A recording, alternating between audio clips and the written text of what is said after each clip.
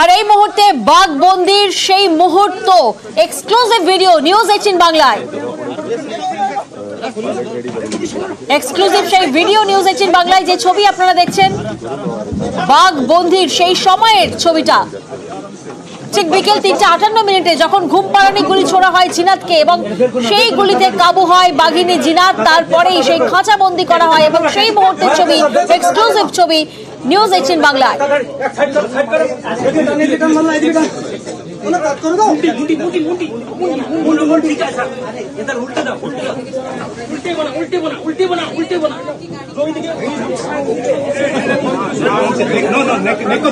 বন্দি নিয়ে অবশেষে বাঘিনী জিনাতকে ধরে ফেললো বন দপ্তর। বাঁকুড়ায় শেষ হলো দিন 7 লুকোচুরি। শনিবার সকালে পুরুলিয়া জঙ্গল থেকে বাঁকুড়ার রানীবাঁধ থানার গোসাইডিহির নাম লাগোয়া জঙ্গলে আশ্রয় নিয়েছিল বাঘিনী জিনাত এবং সেই জঙ্গল থেকেই ধরা হলো ওড়িশা থেকে আসা বাঘিনীকে। যে ছবি এই মুহূর্তে আপনারা দেখছেন বন্দি জিনাত, নিউজ 18 বাংলা এক্সক্লুসিভ সেই ভিডিও। অবশেষে বন্দি বাঘিনী জিনাত দিন 7 লুকোচুরি, যেখানে হিমশিম খেতে হয়েছিল বন দপ্তরকে। রবিবার দুপুরে ঠিক 3:58 বাঁকুড়ার জঙ্গলে ধরা পড়ল ওড়িশা থেকে আসা সেই বাঘিনী এবং বাঘ বন্দির সেই এক্সক্লুসিভ ভিডিও শুধুমাত্র নিউজ 18 বাংলায়। যে বাঘিনীকে ধরতে রীতিমতো হিমশিম খেতে হয়েছিল বন দপ্তরকে, কালঘাম ছুটেছিল বন দপ্তরকে, সেই বাঘিনীর বাঘ বন্দির মুহূর্তে সেই ছবি এক্সক্লুসিভ ভিডিও নিউজ 18 বাংলায়।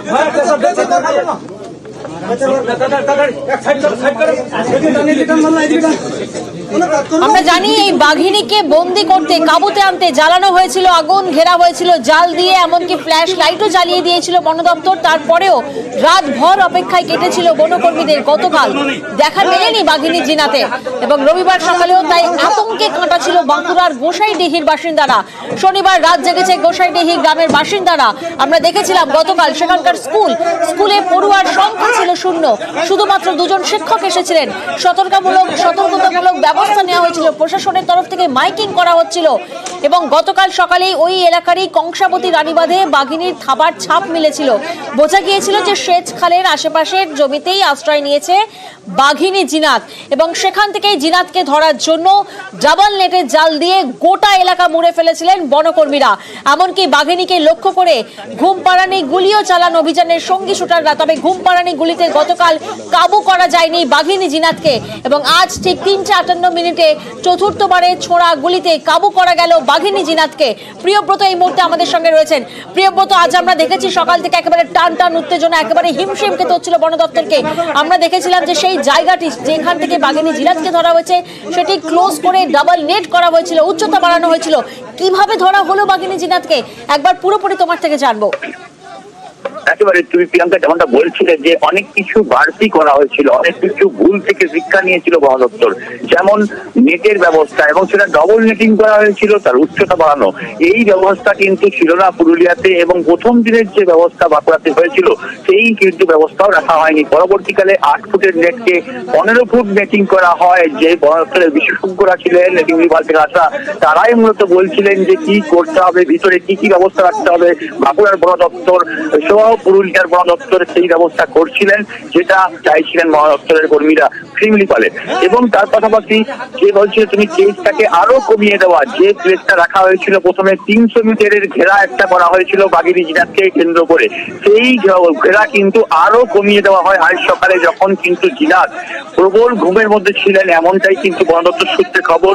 গতকাল যেভাবে 3টি ট্যাঙ্কুলাইজার ব্যবহার করা হয়েছিল, ঘুম পাড়ানি গুলি ব্যবহার করা হয়েছিল, তার ফলে কিন্তু কিছুটা হলেও তন্দ্রাচ্ছন্ন ছিল জিনাত এবং সেই কারণেই অনেকটা সুবিধা হয়েছিল বন দপ্তরের আজ সকালে এই নেটিং পদ্ধতি 300 মিটারের যে নেটটা 100 মিটারের মধ্যে আনা। তাহলে জিনাতকে অনেক ভালোভাবে অনেক কাবু করার জন্য যে পদ্ধতি ব্যবহার করা হচ্ছিল ঘুম পাড়ানি গুলি, সেটা একবারে লক্ষ্যে পৌঁছবে, সেই কারণেই সেই ব্যবস্থা করা হয়। এবং তার পাশাপাশি জলের ব্যবহার করছিল বনকর্মীরা। সেই জলের ব্যবহার কেন করছিল তাহলে অবশ্য তারা কিন্তু বলতে পারা যাবে বন দপ্তর এবং চিকিৎসক দল যারা ছিলেন তারা বলতে পারবেন। কিন্তু ট্যাঙ্কুলাইজার করার পর, বিশেষভাবে এই পদ্ধতি ব্যবহার করার পর জলের ব্যবহার করা হয় এমনটা কিন্তু হাতির যে ধরনের ট্যাঙ্কুলাইজার করা হয় বাঁকুড়ায় বিশেষ সময়তে হাতি ঢুকে পড়ে তাকে ট্যাঙ্কুলাইজার করে যখন জলটা পাড়ায় পাঠানো হয় বা অন্যত্র পাঠানো হয় সেক্ষেত্রে কিন্তু জলের ব্যবহার করা হয়। এই পদ্ধতি দেখেছি আমরা, সেই পদ্ধতি ব্যবহার করছিল বন দপ্তর। এবং আজ যখন 3টে নাগাদ প্রথম অভিযান শুরু করে বন দপ্তর, তার পরবর্তীকালে দেখা যায় যে এলাকায় এই বাঘিনী জিনাত রয়েছে তার পাশের এলাকা কিন্তু পরিষ্কার করে দেয় জেসিবি দিয়ে। এবং তার পরবর্তীকালে এই যে জিরাফ, সেই জিরাফকে একটি বন দপ্তরের বিশেষ গাড়ি তার থেকেই কিন্তু প্রথম শুট করে এবং সেখান থেকেই ঘুমপাড়ানি গুলি লাগে এমনটাই দাবি বন দপ্তরের। পরবর্তীকালে দেখা যায় ঘুমপাড়ানি গুলি লাগার পরবর্তীকালে বিশাল ছুটে বেরিয়ে যায় জিরাফ এবং পরবর্তীকালে দেখা যায় যে জিরাফ কাবু হয়েছে, তাকে খাঁচাবন্দি করা হয় এবং আমাদের সঙ্গে থাকো। কেন এত সতর্কতা, এত ঘেরাটোপ? লালগড়ে বাঘকে পিটিয়ে মারার লজ্জার ঘটনার জেরেই জিনাতের জন্য বাড়তি ব্যবস্থা মনে করছেন বন্যপ্রাণ বিশেষজ্ঞ জয়দীপ কুণ্ডু।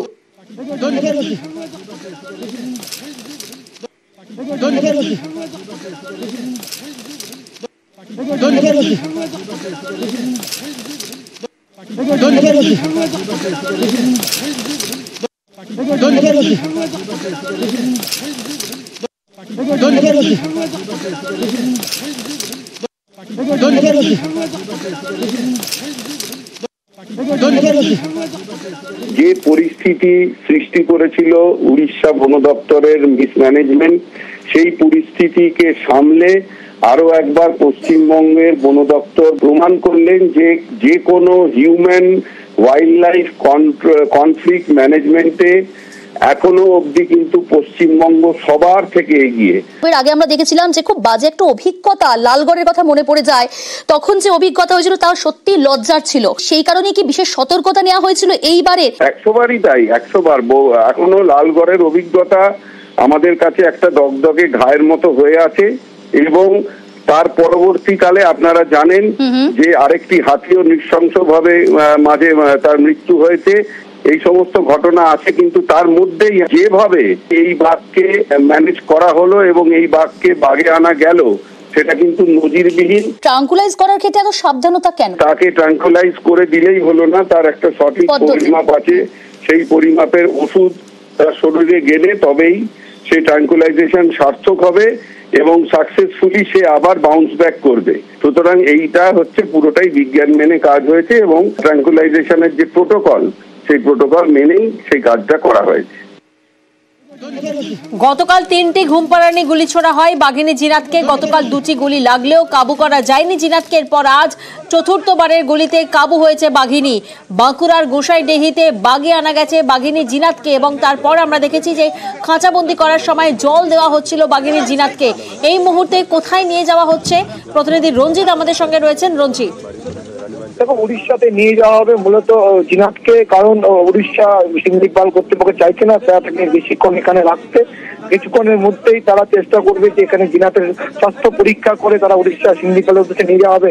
কারণ গত কয়েকদিন ধরে জিনাত যেভাবে দীর্ঘ পথ অতিক্রম করেছে এবং যেভাবে তাকে বাঘ বন্দি লুকোচুরি খেলা খেলেছে, সেক্ষেত্রে ঘুম পায়নি পুলিশ হয়ে তাকে কাবু করতে হয়েছে। সেক্ষেত্রে তার শারীরিক পরীক্ষা অত্যন্ত প্রয়োজন বলে মনে করছে বন দপ্তর। এবং সেই ক্ষেত্রে দাঁড়িয়ে এই মুহূর্তে তারা চেষ্টা করছে যে কোথাও কোনো সেফ জোনে দাঁড়িয়ে সেখানে তার প্রাথমিক চিকিৎসা করার পরে, তার শারীরিক পরীক্ষা করার পরে আজই তাকে শিমলিপালে নিয়ে যাওয়া হবে।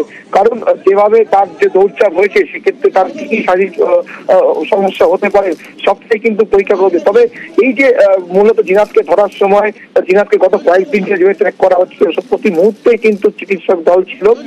কারণ জিনাত যেভাবে তার পথ পরিবর্তন করছিল, জেরা পরিবর্তন করছিল এবং সেক্ষেত্রে দাঁড়িয়ে তার দীর্ঘ পথ অতিক্রান্ত সেটা অনেকটাই ক্লান্ত ছিল। এবং গতকাল তাকে যেমন ঘুমপাড়ানি গুলি ছোড়া হয় এবং আজও তাকে ঘুমপাড়ানি গুলি ছড়িয়ে তাকে কাবু করতে হয়, সেক্ষেত্রে তার কতটা পার্শ্ব প্রতিক্রিয়া হয়েছে কি সেটাই কিন্তু ক্ষতি দেখা হবে।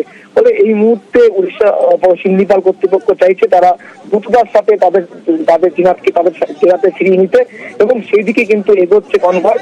তবে মাঝে কোথায় দাঁড়িয়ে তার স্বাস্থ্য পরীক্ষা প্রাথমিকভাবে দেখা হবে, তারপরে কিন্তু পুরোপুরি আজকের মধ্যেই কিন্তু তাকে উড়িষ্যা নিয়ে যাওয়া হবে বলে এমনটা জানতে পারা যাচ্ছে। একেবারে বাঘিনীর লুকোচুরিতে হিমশিম বন দফতরের। অবশেষে জিনাতকে বাগে আনলো বন দফতর।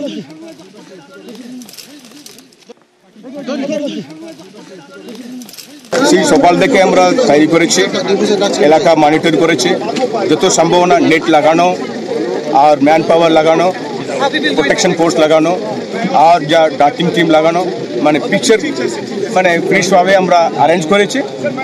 বাঘটাও ডাটিংকে ভালো রেসপন্ড করেছে। আজকে সিঙ্গেল ডাটের মধ্যে একটা বাঘ ঘুমিয়ে পড়েছে, তারপরে আমরা বাঘকে তুলে এটা আমরা রেস্কিউ করে আমরা সেফ কাস্টাডি নিয়েছি। আমরা ফরেস্ট ডিপার্টমেন্টে আমার দায়িত্ব, আমার কর্তব্য, কিন্তু আমার ডিপার্টমেন্ট ছাড়া অনেক অফিসার এখানে সাপোর্ট করেছে, হেল্প করেছে, স্থানীয় মানুষ অনেক হেল্প করেছে। গতকাল আমরা দেখেছি বাঁকুড়ার গোসাইডিহি গ্রামে রাতভর চলেছে বাঘবন্দি খেলা। ট্র্যাঙ্কুলাইজ করার পরেও আয়ত্তে আনতে পারেনি বাঘিনী জিনাতকে। যদিও একই জায়গায় ঘোরাফেরা করছিল বাঘিনী জিনাত। জিনাতকে ধরতে আজ সকাল থেকেই তৎপর মরিয়া হয় বন দফতর। 8 মোবার দিয়ে জঙ্গলের এ প্রান্ত থেকে ও প্রান্ত তল্লাশি চলে, তারপর ট্র্যাঙ্কুলাইজ করার চেষ্টা হয়। আমাদের আরেক প্রতিনিধি প্রিয়ব্রত এই মুহূর্তে আমাদের সঙ্গে রয়েছেন। প্রিয়ব্রত, আজ দিনভর আমরা দেখেছি যে একেবারে টান টান উত্তেজনা, বাঘিনীকে ধরতে মরিয়া ছিল এবং গত 7 দিন ধরে যে বাঘিনী অধরা ছিল, এত চেষ্টার পর এত চেষ্টা ব্যর্থ হয়েছিল, কিন্তু আজকে চতুর্থবারের গুলিতে কাবু করা গেল বাঘিনী জিনাতকে।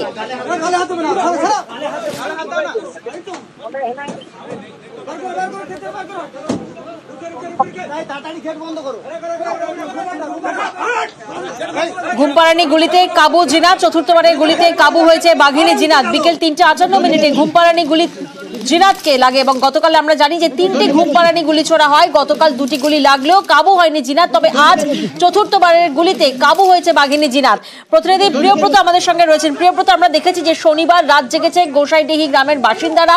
গতকাল আমরা দেখেছিলাম স্কুল খুলেছিল, কিন্তু স্কুলে পড়ুয়ার সংখ্যা ছিল না। আজও সকাল থেকে একেবারে আতঙ্কের প্রহর গুনেছিলেন গ্রামবাসীরা। এই মুহূর্তে গ্রামবাসীরা কি বলছেন? একেবারে গ্রামবাসীরা স্বস্তিতে, তারা যে চিন্তার মধ্যে ছিলেন গতকাল থেকেই 24 ঘন্টা পেরিয়ে যাওয়ার পরও সেই চিন্তা মেটেনি। আজ সকাল পর্যন্ত অবশেষে 3:58 যে ঘুমপাড়ানিগুলি তাদের স্বস্তি এনে দিয়েছে। তারা যে চিন্তা মুক্ত হয়েছে, তারা কিন্তু নিজের মনের ভাষায় প্রকাশ করছে। এই যে জঙ্গলের মানুষ, জঙ্গল এলাকার মানুষ, তারা মূলত জঙ্গলের উপর নির্ভরশীল, যে জঙ্গলের জীবন জীবিকার জন্য যে গবাদি পশু তারা জঙ্গলে চড়েন, সেই চড়ান ভূমিও তারা পাচ্ছিলেন না। যারা কর্মীরা রয়েছেন, পুলিশে রয়েছেন, প্রশাসন রয়েছেন, তারা কিন্তু বাধা দিচ্ছিলেন প্রতি মুহূর্তে তাদেরকে। এই যে জীবন জীবিকা তাদের যেটা স্বাভাবিক ছন্দ, সেই ছন্দ ব্যাহত হচ্ছিল। তারা সেই ছন্দে ফিরে আসতে পারবে আগামীকাল থেকে এবং সেই কারণেই তারা অত্যন্ত খুশি। জিনাতকে ধরা গেছে অবশেষে, স্বস্তিতে তারা কিন্তু তারা উৎসাহ প্রকাশ করছেন যে হ্যাঁ, তাদের মধ্যে স্বস্তি এসছে। যে আতঙ্কের পরিবেশ গত 2 দিন ধরে, এমনকি ঘুমোতেও পারেননি। কেউ কেউ বলছেন তারা চোখে ঘুম আসতে চাইছিল না। যেভাবে বাঘের ছাওয়া দেখা গিয়েছিল এই গোসাইডি গ্রামের পাশের জঙ্গলের মধ্যেই, তার পরবর্তীকালে জিনাতকে ধরে এই যে রোমহর্ষক একটা কাহিনী গত 2 দিন ধরে চললো, তার মধ্যেই কিন্তু জিনাতকে ধরে নেওয়া এইটা কিন্তু স্বস্তি দিয়েছে এই গোসাইডি গ্রামের মানুষজনকে। প্রিয়াঙ্কা, একেবারেই স্বস্তিতে গ্রামবাসীরা, কারণ আমরা দেখেছি গতকালও আমরা দেখেছি বারবার দফায় দফায় চেষ্টা করা হয় বন দফতরের তরফ থেকে, কিন্তু কিছুতেই বাগে আনা যায়নি। শনিবার রাতভর জিনাতকে খাঁচাবন্দি করার মরিয়া চেষ্টা করেন বনকর্মীরা।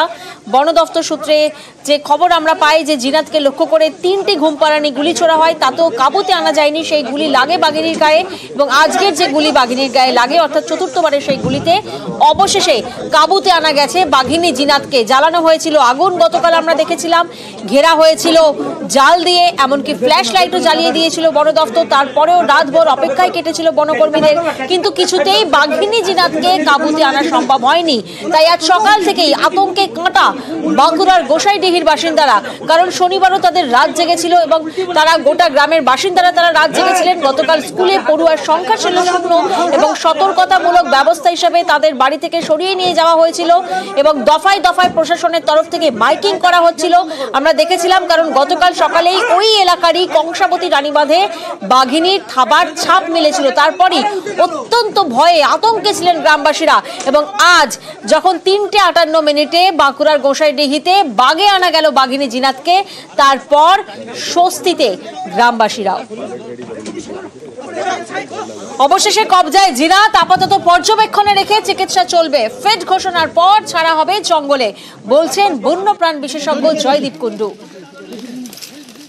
যারা ভেটেরিনারি ডক্টর আছেন তারা ওকে অবজারভেশনে রাখবে বেশ কিছুক্ষণ এবং সেই অবজারভেশনে রাখার পর ওর অ্যাজিলিটি চেক করবে, দেখে নেবে যে স্বাভাবিক ছন্দে আছে কিনা এবং ঠিক মতো খাওয়া দাওয়া করছে কিনা, এবং ওকে অনেক সময় যেটা দেখা যায় কোন একটা স্কুইজ কেজ হয়, সেই স্কুইজ কেজে ওকে দিয়ে ওর পরীক্ষা করা হবে, হয়তো ওর শরীরের কোনো অংশ ওনারা পরীক্ষা করে দেখতে পারেন, এবং সেই পরীক্ষাগুলো হয়ে গেলে তারপরে ওকে জঙ্গলে ছেড়ে এই দেওয়ার পুরো ব্যবস্থা বিষয়টা করা। জয়দীপ বাবু কতক্ষণ সময় লাগতে পারে? এটা বলা খুব ডিফিকাল্ট, কারণ হচ্ছে এটা পুরোটাই ডাক্তারদের কল, এবং আমাদের বন দপ্তরের চিফ ওয়াইল্ড লাইফ ওয়ার্ডেন উনি পুরো জিনিসটা পর্যবেক্ষণ করে তারপরে আমাদের রাজ্যের মুখ্য বনপাল উনি এটার সিদ্ধান্ত নেবেন যে একদম ওকে ফিট বলে ঘোষণা করা হবে।